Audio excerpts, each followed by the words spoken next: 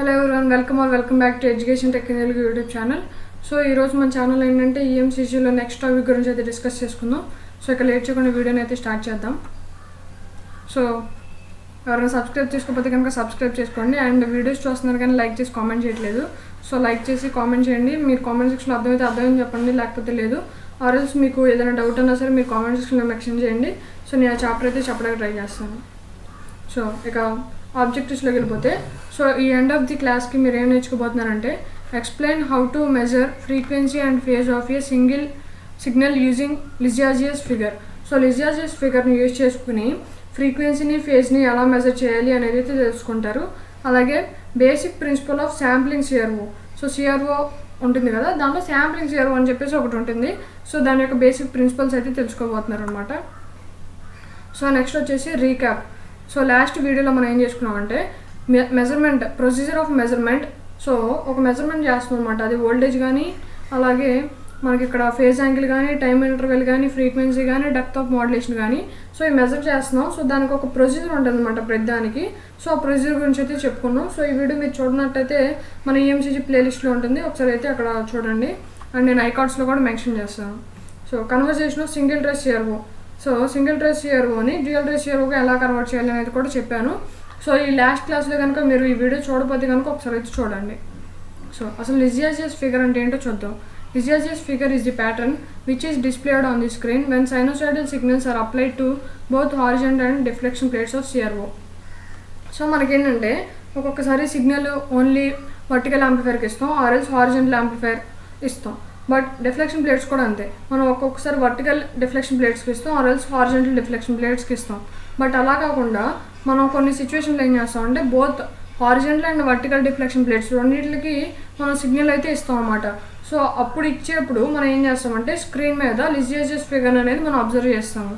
So next చూసుకుంటే these patterns will vary based on amplitude, frequency and phase difference of the sinusoidal signals which are applied to both horizontal and vertical deflection plates. So మనం ఏం తెలుసుకున్నాం, vertical and horizontal deflection ప్లేట్స్కి రెండింటికి signal ఇచ్చినప్పుడు మనకి లిజాజియస్ pattern అనేది use చేస్తాం అని తెలిసింది.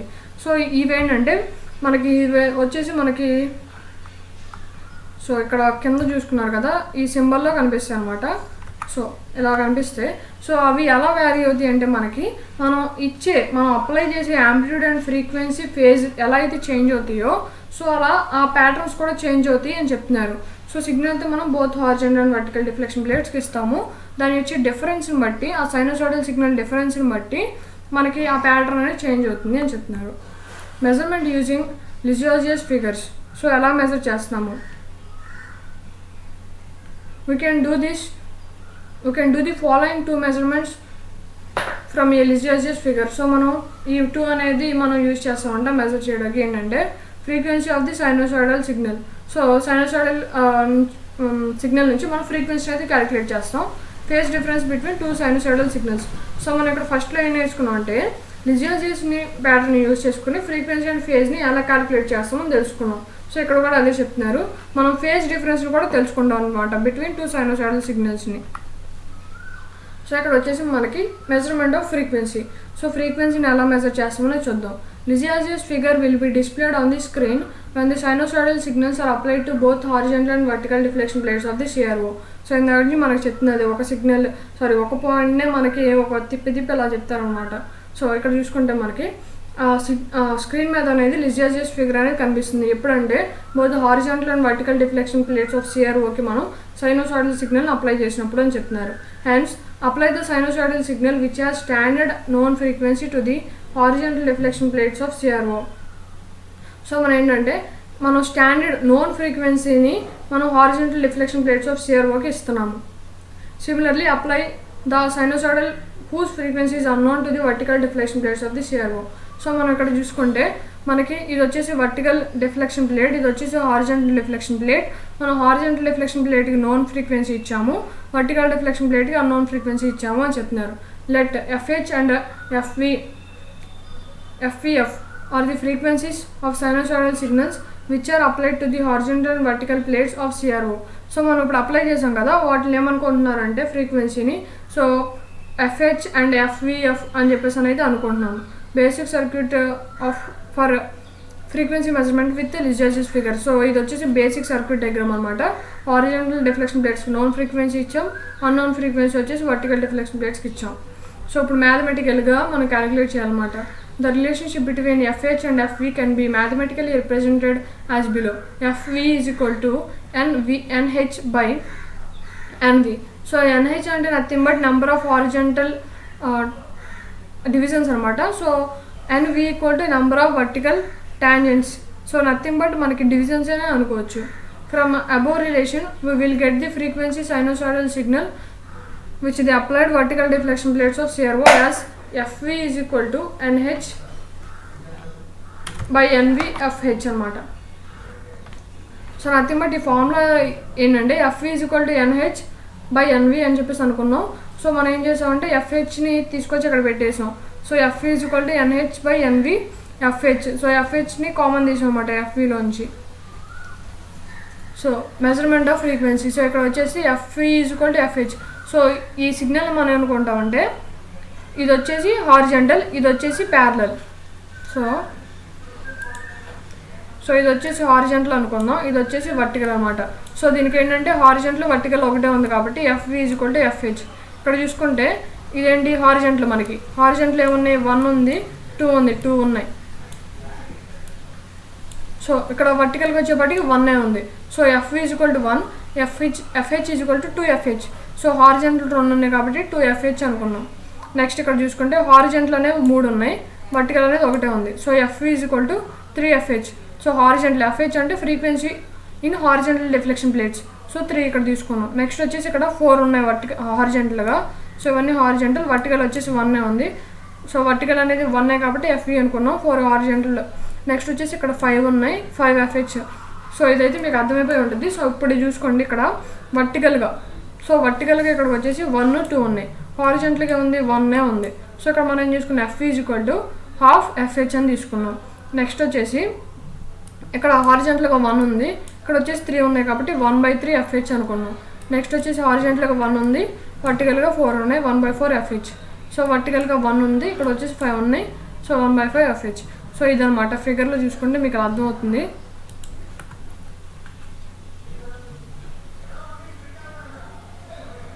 సో ఇక్కడ చూసుకుంటే ఇక్కడ చూసుకుంటే ఫార్ములా చూసుకున్నాం కదా, అది ఇక్కడ డిఫైన్ చేస్తున్నారు. In the figure there are 1 horizontal loop and 3 vertical loops. So 1 horizontal loop 3 vertical loops దీనికి ఉన్నాయి అనమాట. Given in the fraction of 1/3. మనకి ఎంత వచ్చింది 1/3 FH అని వచ్చింది. నోన్ ఫ్రీక్వెన్సీ ఎంత 1/3 FH, అన్నోన్ ఫ్రీక్వెన్సీ ఎంత 3 అనమాట. So then FV is equal to 1/3. So 1/3 అంటే నథింగ్ బట్ మనకు వచ్చిన ఆన్సర్ అనమాట, FH అనే ఆన్సర్ ఇంటూ 3. మనకు అన్నోన్ ఫ్రీక్వెన్సీ ఉంది కదా, అన్నోన్ ఫ్రీక్వెన్సీ. సో 1/3 ఇంటూ 3 చేస్తే మనకు 1 kHz వస్తుంది అనమాట. సో లిజాజిస్ ప్యాటర్న్ యూజ్ చేసుకుని మనం ఇలా క్యాలిక్యులేట్ చేయొచ్చు అని చెప్తున్నారు.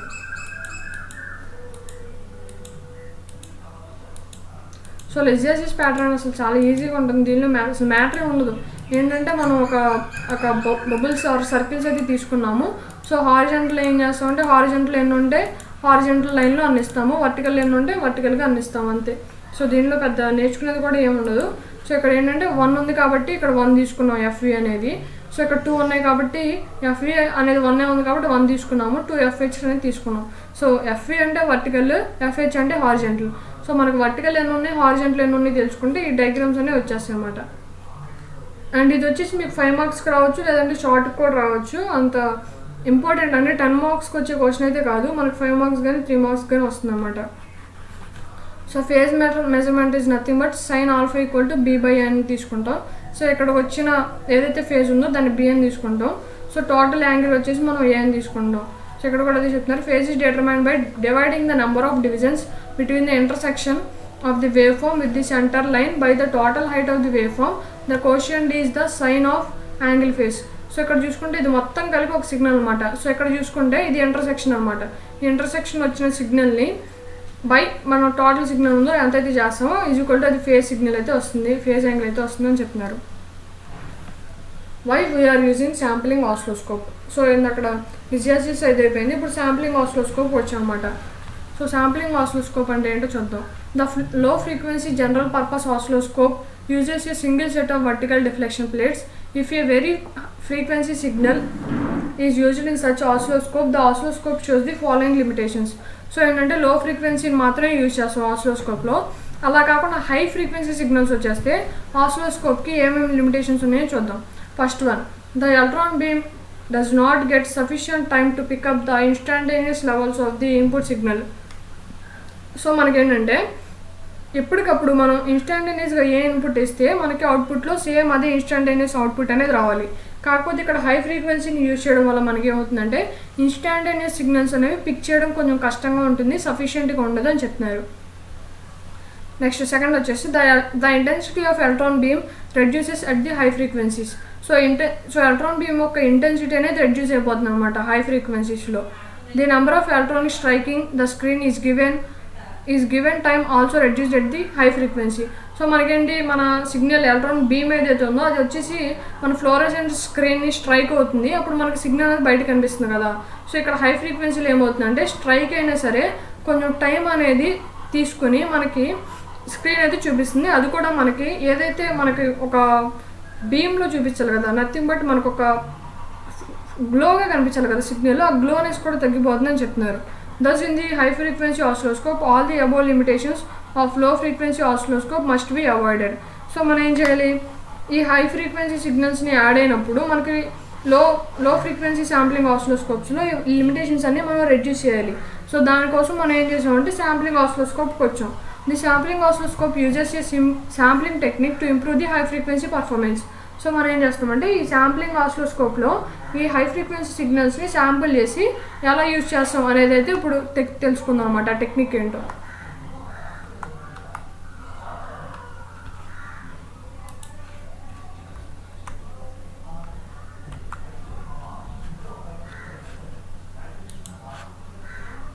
So principle of sampling oscilloscope. Sampling ఆసిలోస్కోప్కి ప్రిన్సిపల్ ఏంటి? The sampling oscilloscope high frequency signal is converted into low frequency signal. So sampling ఆసిలోస్కోప్లో నథింగ్ బట్ ఏం చేస్తామంటే హై ఫ్రీక్వెన్సీ సిగ్నల్ని లో ఫ్రీక్వెన్సీ సిగ్నల్గా కన్వర్ట్ చేస్తున్నాము. The input signal continuously it is sample at regular intervals. So కంటిన్యూస్గా మనం ఏం చేస్తాం, ఇన్పుట్ సిగ్నల్ అంటే nothing but high frequency signal ఏదైతే ఉందో దాన్ని రెగ్యులర్గా శాంపుల్ చేస్తూ ఉంటాం. Must ordinary oscilloscope have an upper frequency limit. The range is 20 MHz to 50 MHz. So నార్మల్గా ఆర్డినరీ ఆసిలోస్కోప్స్లో ఏంటంటే మనకి 20 MHz to 50 MHz ఫ్రీక్వెన్సీ వరకు అయితే లిమిట్ చేయగలుగుతూ అంటున్నారు అనమాట. Higher input frequencies causes the electron beam to move so fast across the screen that only a very fine trace is produced. So high frequency input సిగ్నల్స్ని use చేయడం వల్ల మనకి electron beam అనేది చాలా ఫాస్ట్గా మూవ్ అయిపోతుందంట స్క్రీన్కి. సో మనం చూసే టైంలోనే అది రీట్రేస్ కూడా అయిపోతుంది. సో మనం అలాంటప్పుడు మనం సిగ్నల్ని మెజర్ చేయడం కొంచెం కష్టం కదా అని చెప్తున్నారు. The sampling oscilloscope overcomes the difficulty by producing a low frequency dot representation of signal. So మనం శాంప్లింగ్ ఆసిలోస్కోప్లో ఏం ఓవర్కమ్ చేసామంటే ఏదైతే డిఫికల్టీ ఉందో, సో మనం డాట్ అనేది ప్రొడ్యూస్ చేయడానికి ఏదైతే డిఫికల్టీ ఉందో సో దాన్ని అయితే తగ్గించామన్నమాట. సో మనం ముందు పాయింట్లో చూసుకుంటే మనకు హై ఫ్రీక్వెన్సీ సిగ్నల్లో ట్రేస్ అయిపోయి రీట్రేస్ అయిపోతుంది కదా. సో అలా కాకుండా మనం లో ఫ్రీక్వెన్సీ సిగ్నల్లో యూజ్ చేసి సో డాట్ రిప్రజెంటేషన్ కూడా క్లియర్గా తెలిసేటట్టు చేస్తున్నాము అని చెప్తున్నారు. Each dot representation an amplitude sample of input signal and each sample is taken as in a different cycle. So each డాట్ని మనం డిఫరెంట్ సైకిల్స్లో తీసుకుంటున్నాం. అసలు ఈ డాట్ అంటే ఏంటి, అసలు ఎందుకు తీసుకున్నాం అనేది ఇప్పుడు చూద్దాము నెక్స్ట్ పాయింట్లో.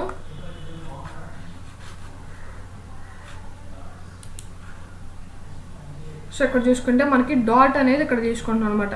ఇది వచ్చేసి హై ఫ్రీక్వెన్సీ సిగ్నల్ మనకు కనిపిస్తుంది కదా, input wave sampled periodically. So sample చేసాం పీరియాడికల్గా.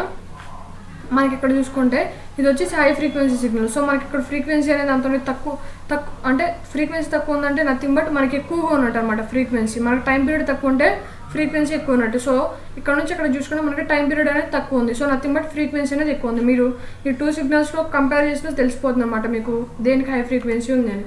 సో మనం చూసుకుంటే ఫస్ట్ ఇన్పుట్ సిగ్నల్కి మనకి హై ఫ్రీక్వెన్సీ ఉంది.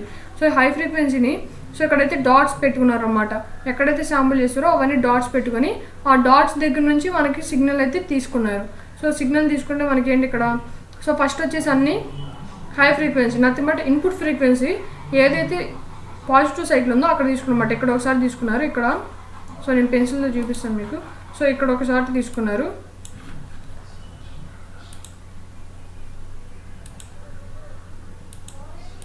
సో సో ఫస్ట్ వచ్చేసి ఇక్కడ ఒకసారి తీసుకున్నారు, నెక్స్ట్ ఇక్కడ తీసుకున్నారు, నెక్స్ట్ ఇక్కడ తీసుకున్నారు, ఇక్కడ సో ఇక్కడతో అయితే పాజిటివ్ సిగ్నల్ అనేది అయిపోయింది అనమాట. సో ఇక్కడ నుంచి నెగిటివ్ తీసుకున్నారు. సో ఇక్కడ చూడొచ్చు మీరు నెగిటివ్ తీసుకున్నారు. సో మనం ఏం చేసాం, ఫస్ట్ పాజిటివ్ తీసుకున్నారు కదా, అప్పుడంతా పాజిటివ్ సిగ్నల్ అనేది డ్రా చేసాం. సో ఇక్కడ పాజిటివ్ సిగ్నల్ ఎండ్ అయిపోయింది. ఇక్కడ నుంచి మనం ఏం చేసాం, నెగిటివ్ సిగ్నల్ని డ్రా చేసారనమాట. సో ఏదైతే హై ఫ్రీక్వెన్సీ సిగ్నల్ ఉందో దాన్ని లో ఫ్రీక్వెన్సీగా కన్వర్ట్ చేసాం. సో నథింగ్ బట్ శాంపుల్లో మనం చేయాల్సింది అదే కదా, అదే చేశారనమాట వాళ్ళు కూడా. సో ఇది అరేంజ్ చేసేసి నెక్స్ట్ టాపిక్ అయితే వెళ్దాము.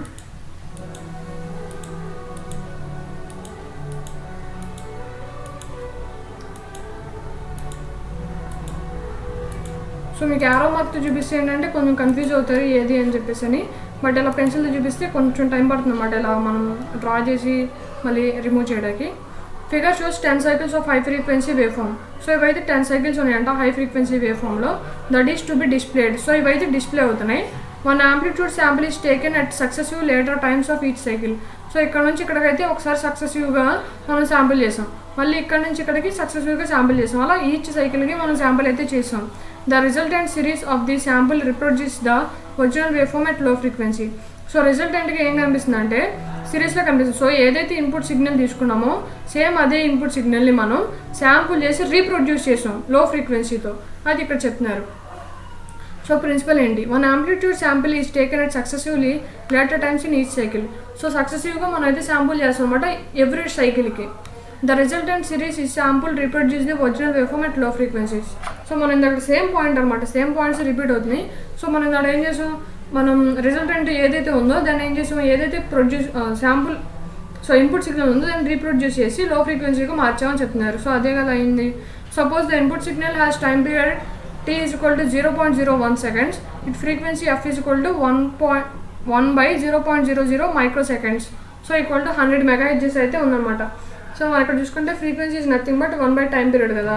సో 1 by టైం పీరియడ్ వేసుకుంటే మనకి 100 MHz ఫ్రీక్వెన్సీ వచ్చింది. The dot displayed as 10 into 0.01 microseconds. So nothing but ఇక్కడ మనకి ఏదైతే 100 MHz ఉందో దాన్ని 10 MHz వేవ్ ఫామ్గా డిస్ప్లే చేస్తాము అని చెప్తున్నారు. సో వర్కింగ్ చూసుకుందాం. The figure shows the block diagram of sampling oscilloscope. ఈ శాంప్లింగ్ ఆసిలోస్కోప్ ఫిగర్ అయితే చూపిస్తున్నారు. The input waveform is applied to sampling gate. So nothing but ఇక్కడ శాంప్లింగ్ గేట్ ఎక్కడ ఉంది, సో ఇది శాంప్లింగ్ గేట్. సో శాంప్లింగ్ గేట్కి input అయితే ఇస్తున్నాం. The input waveform is sampled when our a sampling pulse opens the sampling gate. So ఎప్పుడైతే input signal వెళ్ళిందో అప్పుడైతే శాంప్లింగ్ పల్స్ అనేది స్టార్ట్ అవుతుంది అని చెప్తున్నారు. The sampling must be synchronised in the input frequency. The signal is delayed in the vertical amplifier allowing the horizontal sweep to be initiated by the input. So మనకి ఏంటంటే horizontal sweep initiate అయ్యే వరకు మనకి signal అనేది అలాగే మనకి synchronise అవుతూ ఉంటుంది. At the beginning of each sampling cycle the trigger pulse activates an oscillator and the linear ramp voltage is generated. So మనకి ఇక్కడ ఏంటంటే లీనియర్గా ర్యాంప్ వోల్టేజ్ అనేది జనరేట్ అవుతుంది. The ramp voltage is apply to voltage comparator. So voltage కంపరేటర్కి మనం ఏదైతే ramp voltage ఉందో దాన్ని అప్లై చేస్తున్నాం. ఇది ఏం చేసింది, స్టేర్ కేస్ జనరేటర్ని ర్యాంప్ వోల్టేజ్ని రెండింటిని కంపేర్ చేస్తుంది అనమాట. When the two voltages are in amplitude the stair case advanced 1 step and the sampling pulse is generated which opens the sampling gate for a sample of input voltage. The resolution of final image depends upon the size of the steps of the staircase generator. So మనం ఇక్కడ చూసుకుంటే ఇది వచ్చేసి input pulse అనమాట. So మనం ఇక్కడ ఏం చేసాం, శాంప్లింగ్ పల్స్ తీసుకున్నాం. సో నథింగ్ బట్ మనకి లాస్ట్లో ఏమొస్తుందంటే స్టేర్ కేస్ పల్సెస్ కింద తీసుకుంటున్నాం అనమాట. ఇక్కడ వచ్చేస్తే మనకి ఎక్కడైతే మనకి శాంప్లింగ్ పల్సెస్ ఆన్ అయినాయో అక్కడ మాత్రమే మనకి సిగ్నల్ అనేది అవుట్పుట్ కింద వస్తుంది. సో మనం ఇక్కడ ఏం చేసాం, ట్రయాంగిల్లో తీసుకుంటే కష్టం కదా, సైనసాయిడ్లో కూడా తీసుకోలేము ఇలా. సో నథింగ్ బట్ ఇప్పుడు ఏం చేసామంటే స్టేర్ కేసెస్ కింద తీసుకున్నాం. సో ఇన్పుట్ సిగ్నల్ అప్లై చేసినప్పుడు శాంప్లింగ్ పల్స్ అనేది కూడా జనరేట్ అవుతుంది. సో ఎప్పుడైతే శాంప్లింగ్ పల్స్ ఆన్లో ఉందో అప్పుడు మనకు సిగ్నల్ అనేది జనరేట్ అవుతుంది. సో దాన్ని మనం స్టేర్ కేస్లో తీసుకున్నాం అని చెప్తున్నారు. సో సమ్మరీ అనమాట. సో ఇక్కడ టాపిక్స్ అయితే కంప్లీట్ అయిపోయాయి. దీనిలో ఏంటంటే మనం లిజియాజియస్ ప్యాటర్న్ యూస్ చేసుకుని మనం ఫ్రీక్వెన్సీ అలాగే ఫేజ్ని అలా క్యాలిక్యులేట్ చేసాం అని చెప్పారు. నెక్స్ట్ వచ్చేసి basic principle of sampling serow తీసుకున్నాం. సో మళ్ళీ ఒకసారి చూసుకుంటే ఫ్రీక్వెన్సీ ఏమో మనకి ఏదైతే మనకి లిజియాజియస్లో సర్కిల్స్ ఉన్నాయో దాన్ని బట్టి మనకు ఫార్ములాను యూస్ చేసుకుని మనకు అవుట్పుట్ వచ్చేస్తుంది. అది చాలా ఈజీ, దాని గురించి అసలు మాట్లాడవసరం లేదు. సో శాంప్లింగ్ వచ్చేసరికి మనకి ఏదైతే హై ఫ్రీక్వెన్సీ ఉందో దాన్ని లో ఫ్రీక్వెన్సీగా కన్వర్ట్ చేస్తాము. సో దానిలో 2 ప్రిన్సిపల్స్ ఉన్నాయి. ఫస్ట్ వన్ వచ్చేసి మనం ఏదైతే ఇన్పుట్ సిగ్నల్ ఉందో దాన్ని శాంపుల్స్గా కన్వర్ట్ చేసి హై ఫ్రీక్వెన్సీ లో ఫ్రీక్వెన్సీగా కన్వర్ట్ చేసాం. సో సెకండ్ వన్ వచ్చేసి బ్లాక్ డయాగ్రామ్ తర్వాత ఉంది కదా, మనం ఏం చేసామంటే ఫస్ట్ ఇన్పుట్ సిగ్నల్ తీసుకున్నాము, తర్వాత శాంప్లింగ్ చేసి ఎక్కడైతే శాంప్లింగ్ ఆన్ అయిందో అక్కడ స్టేర్ కేస్ సిగ్నల్స్ అయితే తీసుకున్నామని చెప్తున్నారు. సో ఇది టాపిక్స్ అయితే. So thank you friends. మీ అందరికీ ఒక రిక్వెస్ట్ అయితే ఉంది, ఏంటంటే లైవ్ సెక్షన్స్ అయితే పెట్టుకుందాం అనుకుంటున్నాం కదా. సో మీకు ఏ టైంలో విల్లింగ్ ఉంటుంది, ఏ టాపిక్స్ ఎక్కువ డౌట్స్ ఉన్నాయి కనుక అవైతే కామెంట్ సెక్షన్లో అడగండి. నేను వాటి మీద ఎక్కువ డిస్కస్ చేయడానికి, అలాగే ఇంకా ఎక్కువ డౌట్స్ ఏమైనా ఉంటే కనుక నేను చెప్పడానికి ట్రై చేస్తాను. So thank you friends, thanks for watching. మీకు ఎలాంటి డౌట్స్ ఉన్నా సరే కామెంట్ సెక్షన్లో అడగండి, అలాగే మీ విల్లింగ్ టైంని కూడా కామెంట్ సెక్షన్లో చెప్పండి. So thank you friends, thanks for watching. ఈ వీడియో మీకు నచ్చితే లైక్ చేయండి, ఎవరికైనా యూజ్ అయితే షేర్ చేయండి, మన ఛానల్ సబ్స్క్రైబ్ చేసి సపోర్ట్ చేయండి. Thank you friends.